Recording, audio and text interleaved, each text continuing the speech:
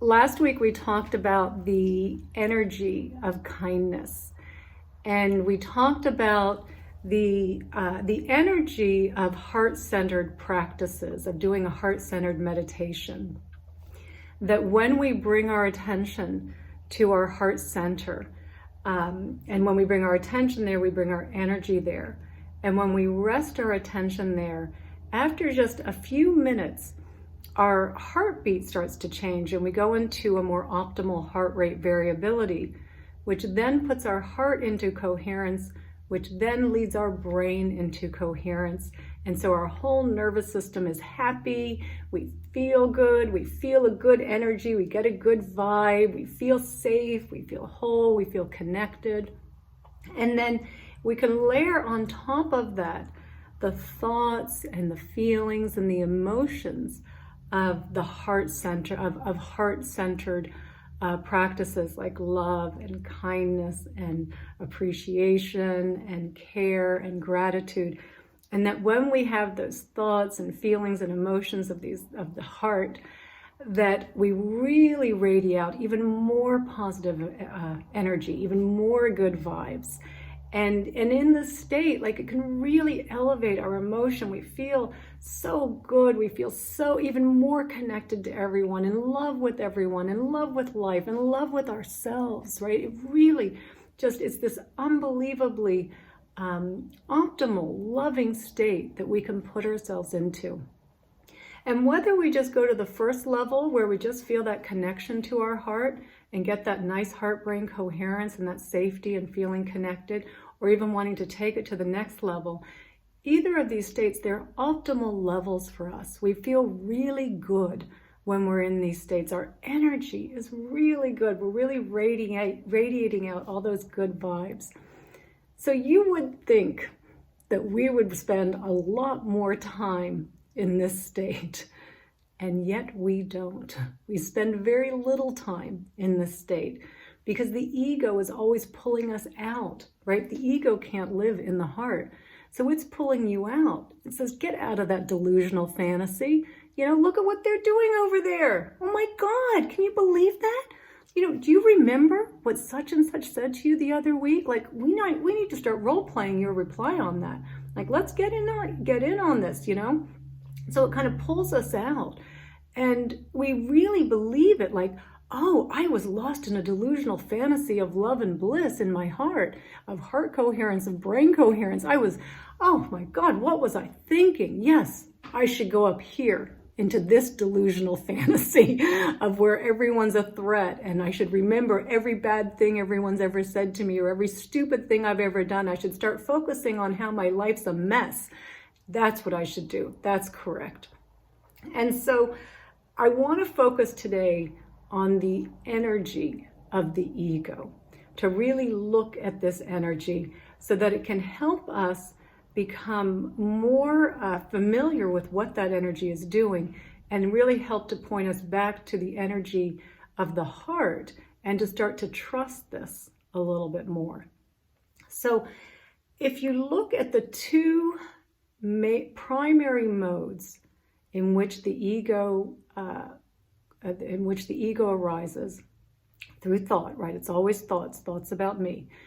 And it's either chasing, it's always reaching out into the future, wanting something in the future, desiring something in the future, or it's resisting, it's pushing away, it's an aversion. So it's, I want this over here, and if I can just get that, then I'll be happy. And if I can push this away over here, then I'll be happy. And so the chasing and the resisting are really two sides of the same coin, because there is an inherent, if I'm wanting something to happen over here, if I want to get over there, there is kind of an inherent, I don't want whatever it is that's happening now. And yet the object of my attention is more in the chasing. So I can really feel that energy of chasing more. And if I'm resisting something, real or imagined, on both sides, if I'm resisting something, if I'm pushing something away, then inherently I'm thinking I would rather have something else, right? But the energy and the emphasis is more in that, oh yeah, it's more in the resistance mode. So all of the ego characters fit under this umbrella, not just the ego characters that we covered last year, because we didn't cover all of them, but every time the ego arises, it's coming under one of these primary umbrellas, but really both. It's either chasing or it's resisting. If we're in that perpetual planning mode, right, we're chasing, right? Not that planning's bad. Remember we talked about this, but when we go too far with it, and we keep rehashing the plans, and I got to get over there, and what's going to happen later today, and what's going to happen tomorrow, and what's going to happen on that holiday. So it's clearly really a chasing energy that we're moving towards. And yet, as we also discussed with the ego characters, they morph into one another. So while we're planning and kind of chasing what we want to happen, we're also starting to worry about, well, what if it doesn't? Oh my God, what's going to happen if that doesn't happen? And if that happens, then I'm going to do this, right? So we're kind of like a ping pong going back and forth. And then if we're looking for validation, right? We want that praise. Tell me I'm a good person. Tell me I did a good job. I need to feel good about myself, and I need you to tell me that I'm good so I can feel good. That's definitely a wanting, right? There's a wanting, a needing something outside of us to help us feel good. And yet it also kind of blends into that fear of then the criticism, of the blame, like, oh, but don't tell me that. Don't tell me I'm a bad person, right? So again, we kind of ping pong back and forth. And yet at one moment, we can clearly kind of feel like the pull to the chasing more than, say, the pull to, or the push of the resisting. So when we're in this mode, when the ego has taken over and we're chasing or we're resisting, we are activating two different survival pathways. So if we're chasing, if we're wanting something to happen, if we want to get over there, or I want to get that project done, or I need to have so much, money in the bank, I need to get that house completed, I need to, have my business be at a certain level. If we're in that wanting mode, we are activating the motivation reward pathway. So it's not just that I need that praise, I need that house to be completed, I need to get down to La Ventana, I need to get over there. When we activate the pathway, there's this feeling that if I don't get it, then I'll die. Because survival pathways are very binary, right? You're either going to live or you're going to die. And then on the other side, when we're resisting, we're activating the stress response. That can't be happening. They shouldn't be doing that over there, right? The judging someone over there. They shouldn't have insulted me. They shouldn't have spoken to me this way. They shouldn't have done that. And every time we're doing that, we're activating the stress response. And so it's not just that they shouldn't be doing that over there. It's not just that they insulted me. It's that I could die. And so this is a very frenetic, anxious energy that's created in these two modes. The ego only operates in these two modes. And this is how most people are walking around the world, in these two modes, constantly being stressed, constantly reaching out, wanting something to relieve the stress, thinking something's going to make us happy. And a lot of the times when we're activating the motivation reward pathway, we are activating the stress response as well. The stress response can really be activated on its own without the motivation reward. But when we want something, that fear comes in of not getting it. So often those will go together as well. So we're walking around with one foot on the brake and the other foot on the accelerator. And, if we do that long enough, if we did that in a car, of course, the transmission's going to blow up at some point. And this is how we spend most of our days, most of our entire lives. One foot on the brake, one foot on the accelerator. And it can, it doesn't mean we have to be full throttle on the brake, full throttle on the accelerator, because we can often just be walking around with just that little bit of tension, that little bit of judging over there, that little bit of comparing, that little bit of narrating, a little bit of scorekeeping, that little bit of worrying or controlling. It can be kind of just a little bit, like it, that energy is there, that nervous energy is there, but we're so used to it. we're so familiar with it. We don't really notice that anything's wrong. It's like when you put I hate this analogy, but it does explain it, putting the frog in the water, and as you keep turning up the water, it doesn't really notice until it's become boiling, right? And at that point, it's too late. And that's what keeps happening to us. At that point, it's too late. We explode. We have a meltdown. We snap at someone. Or we're just exhausted on the sofa at the end of the day, like, oh my God, what a nightmare today was. We're just, and then we reset, through that snapping, the explosion, the breakdown, the meltdown, with just the collapse on the sofa. And then, a new day starts and we just repeat and we go on doing the same thing and not realizing that, okay, we're just kind of slowly turning the heat up again because we're so familiar with these thought habits and patterns. We're so familiar with this energy. It doesn't seem abnormal to us. We feel like, no, this is kind of normal. This is how I've always lived, with a little bit of that tension, that little bit of just, oh, something's not quite right. Oh, the other shoe's going to drop at some point. Because we're always believing what the ego is saying. And even if we look and we say, my God, you've been wrong every time. You told me I'd be happy, I'd be complete if I got that new job. You told me I'd be happy, I'd be complete if I got that new partner, if I got that new house, if I just got over there, or if I just got that thing out of the way, that I'd be happy. And all I got was relief because of all the pent-up energy that was built around wanting that event to happen or not wanting the event to happen. It wasn't happiness.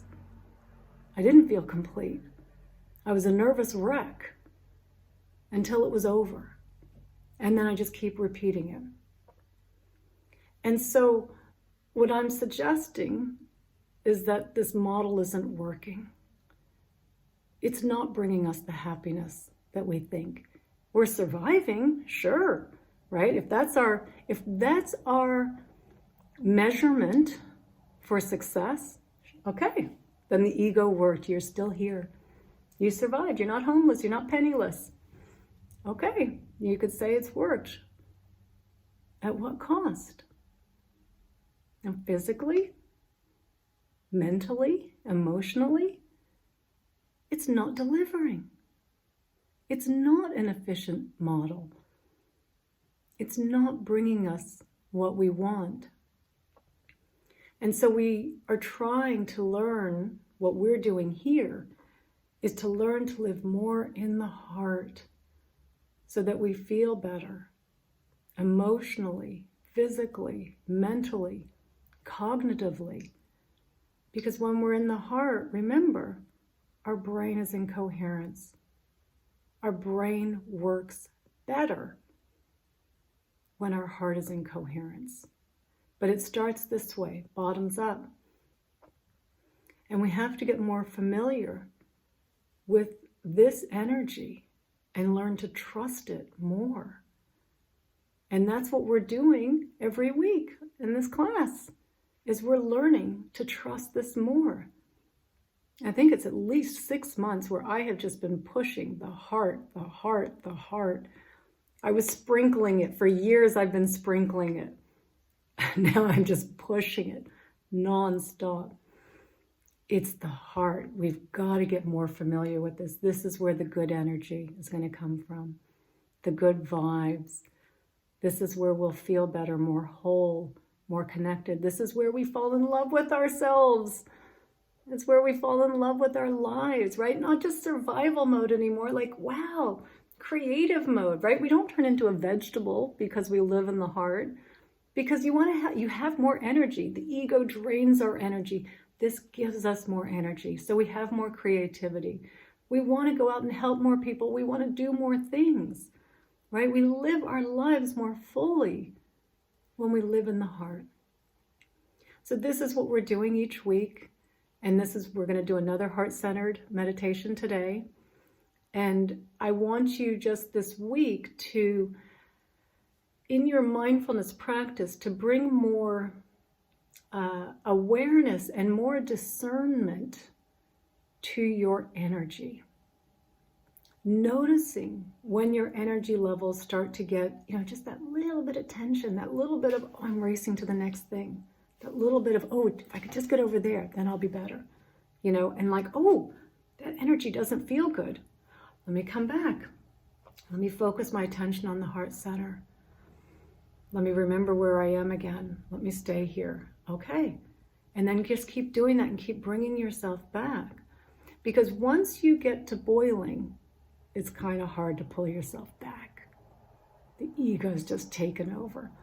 And we know at that point, we're so reactive, we're so defensive, we're so threatened, we end up doing something that we will regret.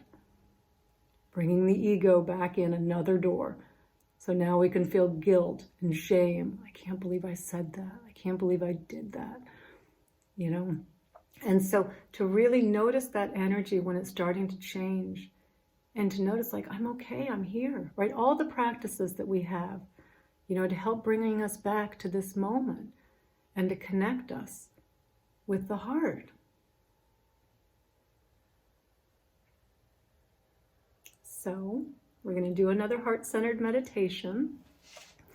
And we're going to, just like we did last week, but instead of like last week where I gave you the option of, deciding which heart-centered practice of love or gratitude or kindness, what I want you to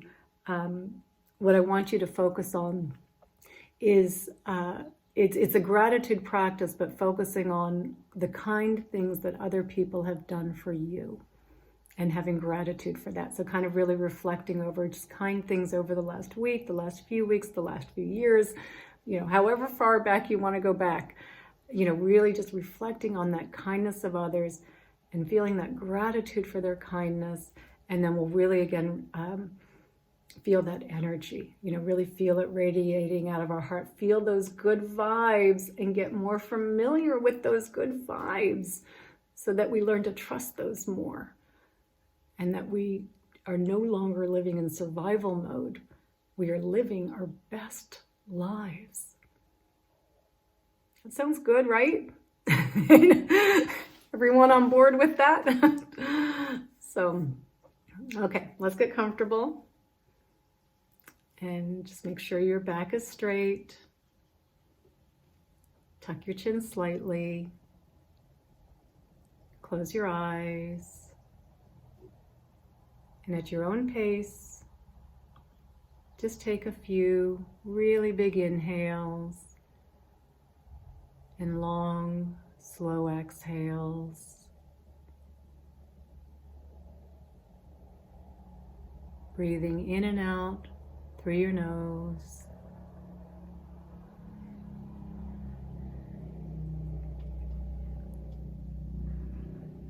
Relaxing your nervous system. Getting fresh oxygen up to your brain.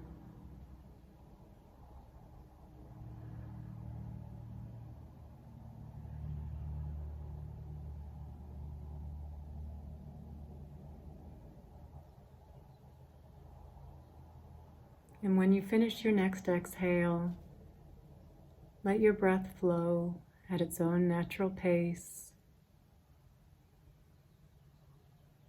Let it find its own rhythm.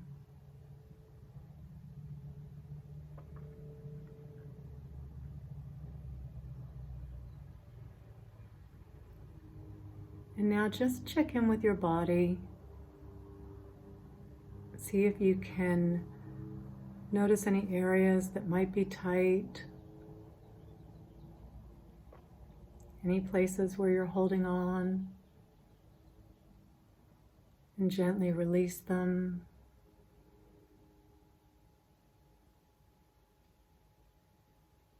And just working your way from the crown of your head down to your toes. Really feeling your body. Being aware of your body. Coming in to your body.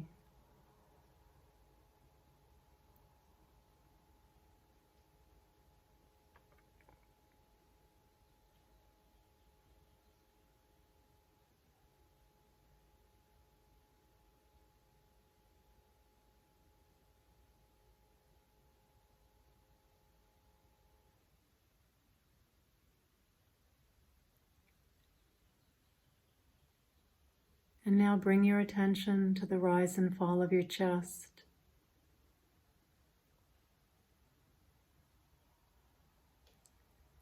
And ask yourself, what is it you want more than anything else in the world for yourself?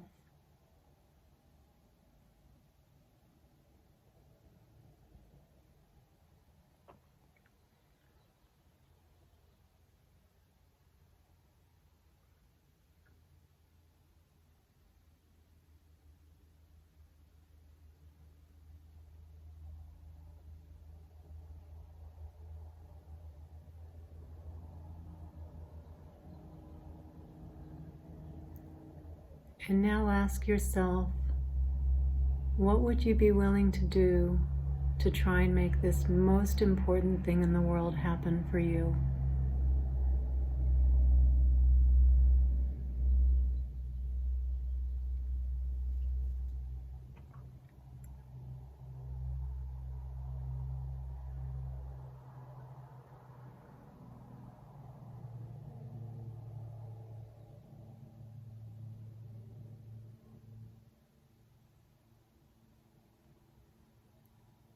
And now let that go.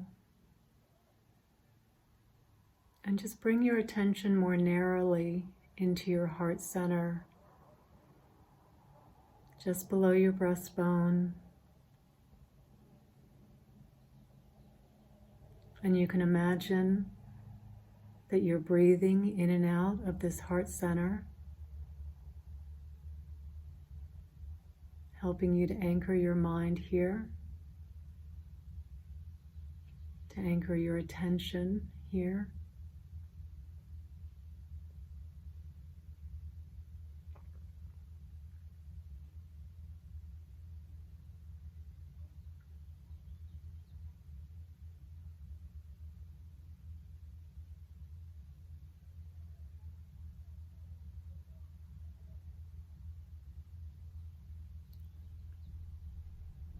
And when your mind wanders off, as soon as you become aware that it's wandered, just gently bring it back to the heart center,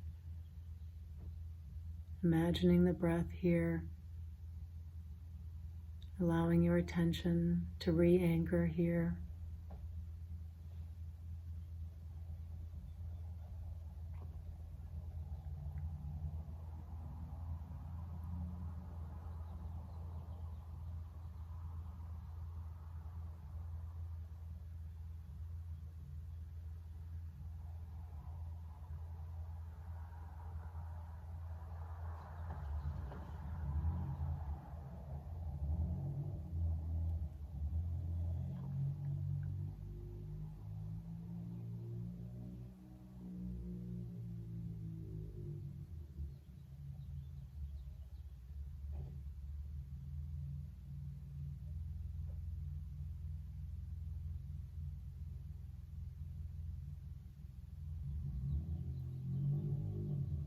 And you might notice how relaxed you already feel just by bringing your attention to your heart center, resting your awareness here, allowing your heart to come into coherence and your brain as well.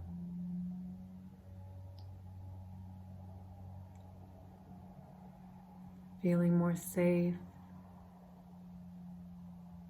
more whole, more connected.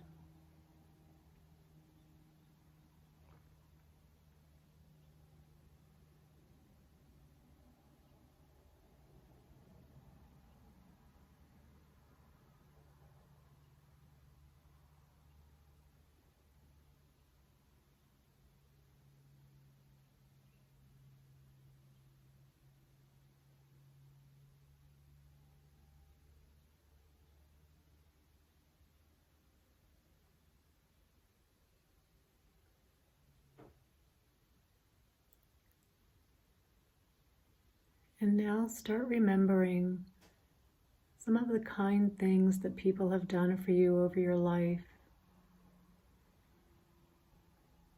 And really pausing in that memory to have gratitude for them and their kindness as vividly as you can, remembering what they did for you, how it felt in your heart when someone helped you, when they acknowledged you, when they supported you.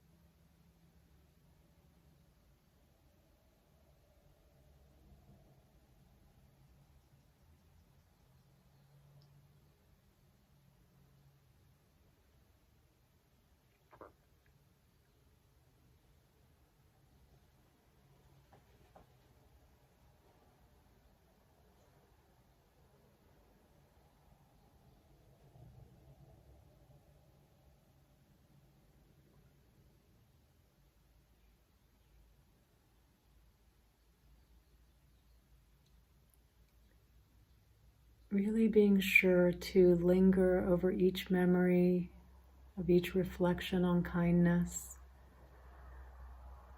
Really savoring that feeling in your heart. And then of that expression of gratitude towards that person. Feeling it as deeply in your heart as you can.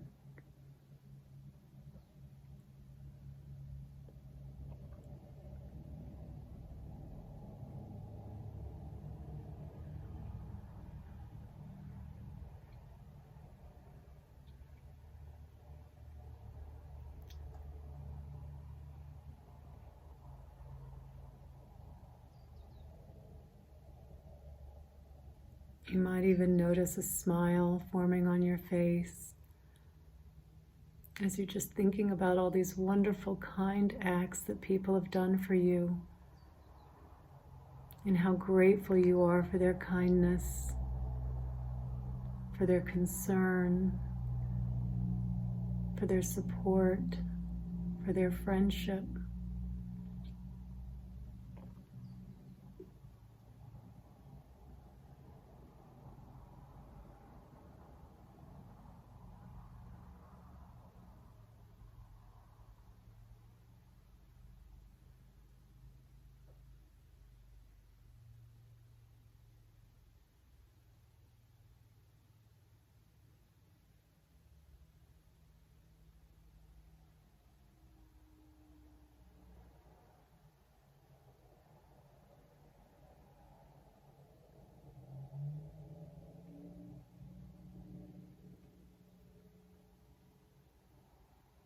And now really feel the energy that's radiating out from your heart center.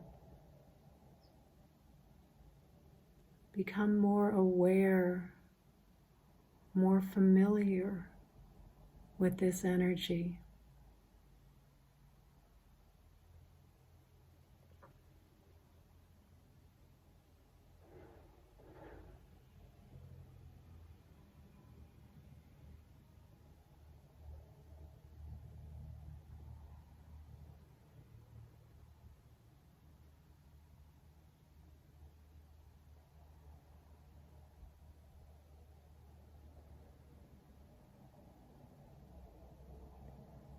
Feel the lightness of this energy, how gentle it is, how soft, how caressing, how warm it is.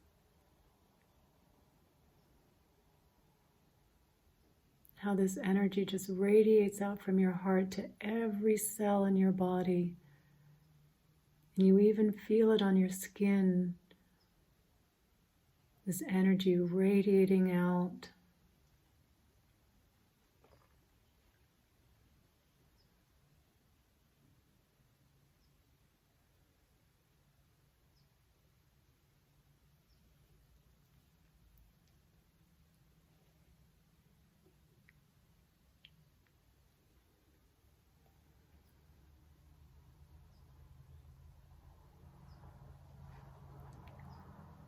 And as we close out the meditation, just bring your attention back into your heart center. Again, just feeling that again for a moment. Feeling your heart. Thanking it for all the good energy, for the good feelings.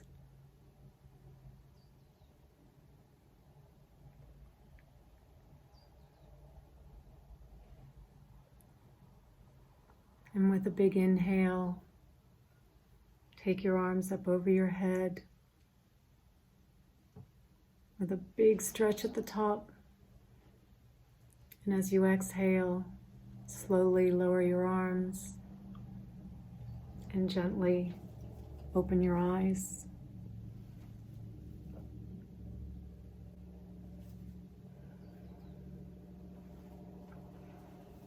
Okay. So let's focus on the energy, continue focusing here on the heart energy, checking in periodically throughout the day, just coming in for a few minutes, for 1 minute even. Just center your attention there and start to get more familiar with the energy of feeling safe and whole. And notice when that energy, when you start speeding up, that ego energy is generally fast. You know, it's I got to get over there, it's I got to get away from something, right? It's generally a fast energy, and it's trying to move us more quickly. We are not better like that. We are better if we're running from a tiger like that, but we are not better in general for all the things we are trying to do when we're moving too quickly. Our brain doesn't like it, our heart doesn't like it, our nervous system does not like it. We do not like it. Sound like Dr. Seuss. I do not like that energy, my dear. I do not like it here or there. So stay with the positive heart energy. Notice the other energy when it's starting to speed up. Keep bringing yourself back and start to trust this more. And thank you all for spending your Sunday with me and your good energy. I so appreciate it. And have a great week. Thank you.